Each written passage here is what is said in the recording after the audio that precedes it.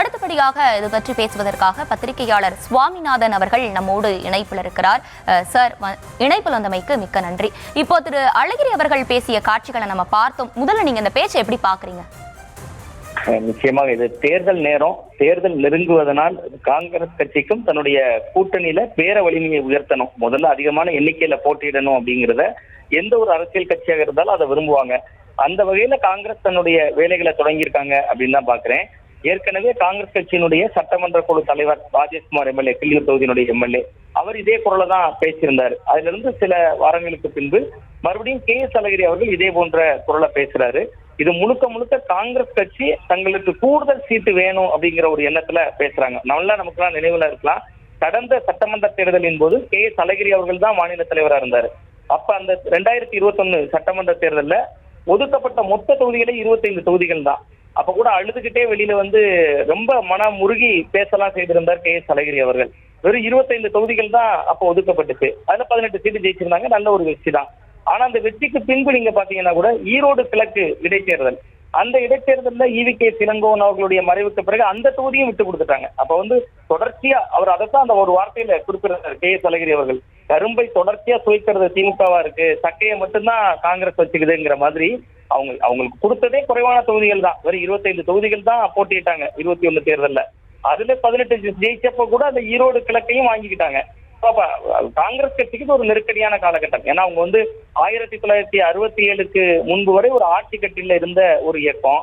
இன்னைக்கு தமிழ்நாட்டுல பாஜக அசால்ட்டா 20 சீட்டு போன 2021ல போட்டிட்டாங்க. ஆனா அவ்வளவு வலிமையாக இருந்த காங்கிரஸ் கட்சி ஒரு 25 சீட்ல தான் போட்டிடுறாங்க. இப்ப இந்த முறை காங்கிரஸை விட பாஜக கூடுதல் சீட்டு வாங்கிட்டாங்கன்னா தேசிய கட்சி அது தமிழ்நாட்டுல காங்கிரஸுக்கு பின்னடைவு. அப்ப அந்த கோணத்துக்குள்ளேயும் காங்கிரஸ் இதை அணுகுவாங்க. அதனால அவர்களுக்கு இப்ப கூடுதல் சீட்ல போட்டியிட வேண்டிய ஒரு கட்டாயம் ஏற்பட்டிருக்கு. அதனுடைய வெளிப்பாடா இதை பாக்குறோம். இன்னொன்னு, இது வந்து திமுகவுக்கு ஒரு பகிரங்க ஒரு பெரிய அழுத்தம். அது திமுக கூட்டணி வலுவா இருக்கு, ஒரு மதசார்பற்ற கூட்டணியாக அது வடிவமைக்கப்பட்டிருக்கு. அதுல எந்த சந்தேகமும் இல்லை. அந்த கூட்டணி உடையும் அப்படின்னும் நமக்கு நம்பிக்கையில சந்தேகமும் இல்லை. அது உறுதியா தான் இருக்க போகுது அந்த கூட்டணி. ஆனா அதே நேரத்துல தமிழ்நாட்டுல சிறுபான்மையினர் ஓட்டு ஒரு 12% ஓட்டுகள் இருக்கு. அந்த சிறுபான்மையினர் ஓட்டு காங்கிரஸ் திமுகவோட இருக்கிறதுனாலதான் அது ஒரு மதசார்பற்ற அணி அப்படிங்கக்கூடிய ஒரு கட்டமைப்பு தொடருது. அப்ப அந்த இடத்துக்குள்ள கேள்விக்குள்ளாக்க போறாங்க காங்கிரஸ். இன்னைக்கு விஜய் போன்றவர்கள் புதிதாக வந்திருக்காங்க. விஜய் தன்னோட கொள்கை எதிரியா பாஜகவை அறிவிச்சிருக்காரு. அவர் கொள்கை எதிரியாகவே அவர் அறிவித்திருக்கிறதுனால காங்கிரஸ் சைடுக்கும் இன்னொரு வாசல் இருக்கு, நாங்க அந்த பக்கம் போவோம் அப்படிங்கக்கூடிய ஒரு மிரட்டக்கூடிய இடம் அவர்களுக்கும் இப்ப இருக்கு. ஆனா அதுக்கு அகில இந்திய தலைமை சம்மதிக்க மாட்டாங்க நிச்சயமா. ஏன்னா ராகுல் காந்தி அவர்களை கடந்த 2019 பாராளுமன்ற தேர்தலின் போதே முதல்ல பிரதமர்னு முன்மொழிந்தவர் வந்து பிரதமர் வேட்பாளர் என்று முன்மொழிந்தவரே முதல்வர் MK ஸ்டாலின் அவர்கள் தான். அந்த ரிலேஷன்ஷிப் சென்ட்ரல்ல நல்லா இருக்கும். பட் ஸ்டேட்ல வந்து நிறைய முரண்கள் அவர்களுக்குள்ள இருக்கு. அதனுடைய வெளிப்பாடு தான் இப்ப வெளிப்பட தொடங்கி இருக்கிறதா பார்க்கிறேன்.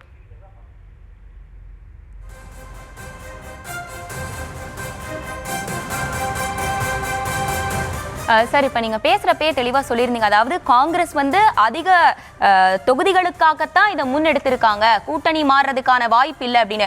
ஒரு புறம் வந்து தாவேக தலைவர் விஜய் வந்து வரவேற்கிறாரு, கூட்டணிக்கு யார் வந்தாலும் சரி நாங்க வந்து ஆட்சியிலையும் அதிகாரம் கொடுப்போம், எல்லாமே கொடுப்போன்ற மாதிரி தெளிவா அவர் முன்வைத்திருக்கிறார். அப்படி இருக்கக்கூடிய நிலையில காங்கிரஸ் வந்து இதை பயன்படுத்தி அதிக தொகுதிகள் வாங்குறதுக்கான வாய்ப்பு இருக்கா? திமுக அவங்க கேட்கக்கூடிய தொகுதிகளை கொடுக்கறதுக்கான ஒரு கட்டாயத்துல தான் இருக்கிறாங்களா?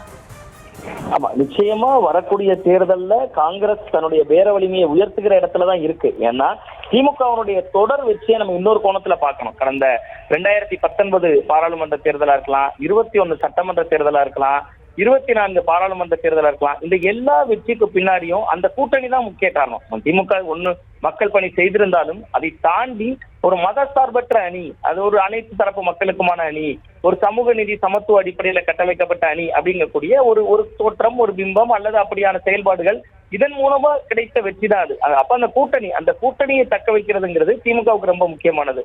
அதே நேரத்துல காங்கிரஸ் கட்சிக்கு கடந்த 2011 சட்டமன்ற தேர்தல் 63 தொகுதிகளை கொடுத்தாங்க. ஆனா ஜெயிச்ச ரிசல்ட் பாத்தீங்கன்னா 5 தொகுதிகள்ல தான் காங்கிரஸ் ஜெயிச்சுச்சு. இன்னும் சரியா சொல்ல போனா காங்கிரஸ் மூத்த தலைவர்களே எனக்கு விமர்சனம் வச்சாங்க. 63 நாயன்மார்களாக களமிறங்கி பஞ்ச பாண்டவர்களாக 5 பேர் தான் கடை சேர்ந்தாங்க EVK இளங்கோவன் விமர்சிச்சார்னு நினைக்கிறேன். அந்த மாதிரியான ஒரு விமர்சனம் காங்கிரஸ் குழாமுக்குள்ள இருந்தே வந்துச்சு. அதே நேரத்துல 2006ல பாத்தீங்கன்னா 48 தொகுதி கொடுத்தாங்க காங்கிரஸ் கட்சிக்கு.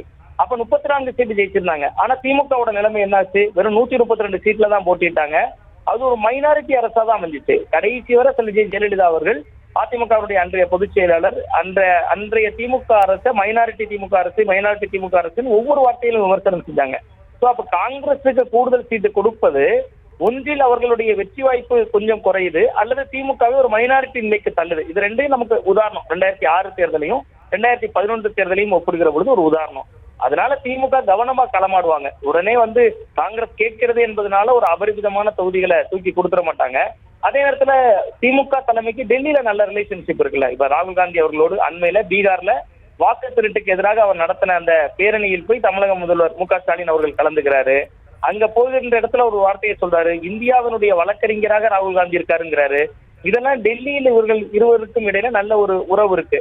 சோ அதனால இது தாவேக்காவை காரணம் காட்டி இவர்களால பேர வலிமையை உயர்த்த முடியுமே ஒழிய அதை திமுகவை சம்மதிக்க வைக்க முடியுமா அப்படிங்கிறது ஒரு கேள்விக்குறியாகத்தான் இருக்கும். இணைப்புல உங்கள் கருத்துக்களை பகிர்ந்தமைக்கு மிக்க நன்றி சார்.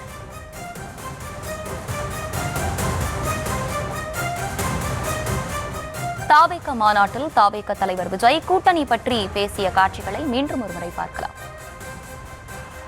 அதனால நம்மளை நம்பி நம்மளோட களம் காண வர்றவங்களுக்கும் ஆட்சி அதிகாரத்துல பங்களிப்பு தந்து